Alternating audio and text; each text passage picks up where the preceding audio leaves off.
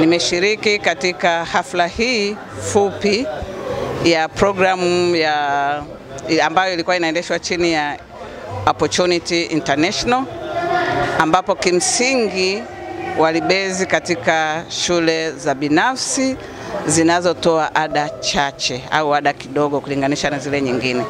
Na lengo ilikuwa ni kuwajengea uwezo katika swala zima la usimamizi, swala zima la mipango, swala zima la ufundishaji na ujifunzaji kwa wanafunzi wa shule za awali, nasari na shule za msingi.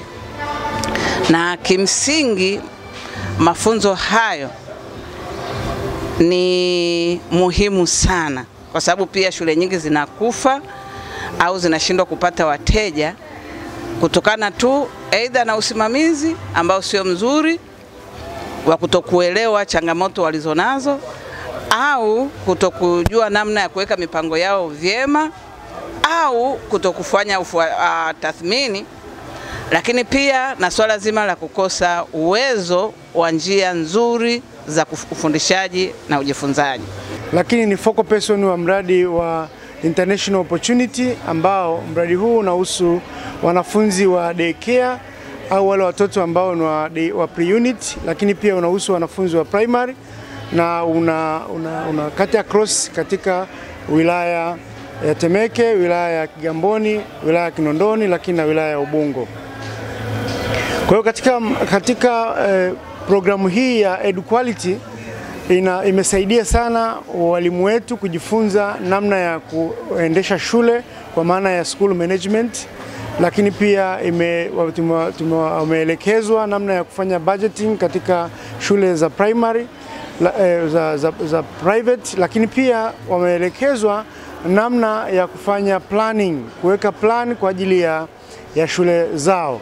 Kwa hiyo katika shule za primary ambazo zinatoa ada nafuu zimepata wasaa wa kupata mafunzo haya kwa muda wa miaka mitatu, na leo wamehitimisha mafunzo haya kwa kupewa zawadi mbalimbali, lakini pia kwa kuonyesha ni kitu gani ambacho walichojifunza kwa kufanyia kazi. Kwa hivyo program hii ilianza 2018 hapa Tanzania, na tumeweza kufanya kazi na shule 101. The main objective ya hii program ni kuwawezesha watoto wote wapate elimu ile ya quality kwa shule zetu zote ambazo tunafanya nazo kazi. Kwa hivyo tumekuwa na training kwa school leaders, walimu, jinsi wanavyoweza kuboresha elimu katika shule yao. Kwa hivyo the schools wamekuwa very committed kwa training ambayo ni blended, wanatumia online na pia physical. So leo tuko hapa ili to celebrate the 3 years yenye tumefanya nao kazi pamoja, na pia 1 more year ambao tumekuwa tukijaribu kuona jinsi wanavyoweza kujiendeleza hao binafsi. I do thank the government kwa sababu kwa hii program tumepartner nao. Kama mlivyoona tulikuwa na representative tofauti kwenye government, nao pia wamekuwa supportive sana kwa kuwezesha hao viongozi ambao tumekuwa tukifanya training, wana attend training na pia wanawasupport kwa kuensure hiyo quality education iko pale shuleni. Kwa hivyo the government, I really appreciate their support in this program. Na hata tunavyoendelea, we hope we are still going to partner ili waone jinsi sasa watakavyo wa support hao shule za kibinafsi ili kuendeleza elimu ya hali ya juu shuleni. Mimi nimeanza kuja kwenye semina za EduQuality Education ilikuwa 2019. Baada ya kuhudhuria semina hizi, kitu ambacho nimekigeni kutoka katika semina za EduQuality Education, cha kwanza kikubwa ambacho nimekipata ni confidence. Na confidence yangu nipatikana vipi?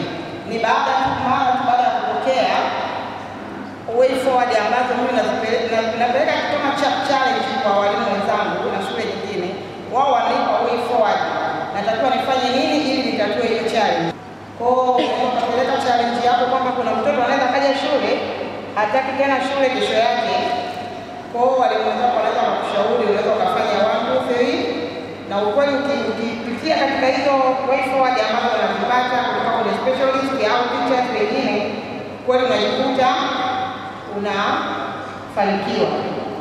Cha kwanza, wakati tuko kwenye mafunzo hayo tulikuwa na TPD, CPD na mengineyo, vipengele vilikuwa vingi, lakini kikubwa zaidi tumeangalia sisi kama teacher mentors tumefundishwa mbinu mbalimbali za kwenda kuwafundisha na wenzetu, kwa sababu ilikuwa sio wote waje, wao wengine walikuwa wanapata kupitia sisi ambao tulipendekezwa na shule. Tulishia mimi nafikiri mnazikumbuka namna ya kuengage watoto darasani, zile cold call, sit, name it and do it, na mbinu zingine ambazo zinawapelekea walimu kubadili mfumo wa ufundishaji na kufanya ukaimarika ukawa bora zaidi, walimu wakajiamini. Hata katika tunaona wanapokuja hawa quality assurance kutoka serikalini, walimu wanajiamini kabisa, wanaenda kukabili. Mimi nimenufaika na hizi seminar especially kwenye issue ya walimu, jinsi ya kufundisha na kupandisha viwango vya ufaulu kwa mtoto. Nakumbuka siku moja tulipewa challenge fulani kwenye seminar ya teacher mentor ambayo ilikuwa inaelezea mwalimu A na mwalimu B jinsi walivyokuwa kwenye process ya ufundishaji na mpaka kufikia kwenye process ya tathmini. Mwalimu A ni mwalimu ambaye alikuwa akifundisha anatoa mazoezi mengi sana, na mwalimu B walikuwa anafundisha the same thing, na mwalimu B alikuwa anafundisha zaidi bila kutoa mazoezi mengi. Walipofika kwenye tathmini, mwalimu A alikuwa na matokeo mazuri zaidi, na mwisho wa siku tukafundishwa kwamba mwalimu A kapata matokeo mazuri zaidi kutokana na kwamba alikuwa anatoa mazoezi mengi zaidi. Mimi ile nilichukua moja kwa moja nikaitumia, ikapandisha sana ufaulu shuleni kwetu.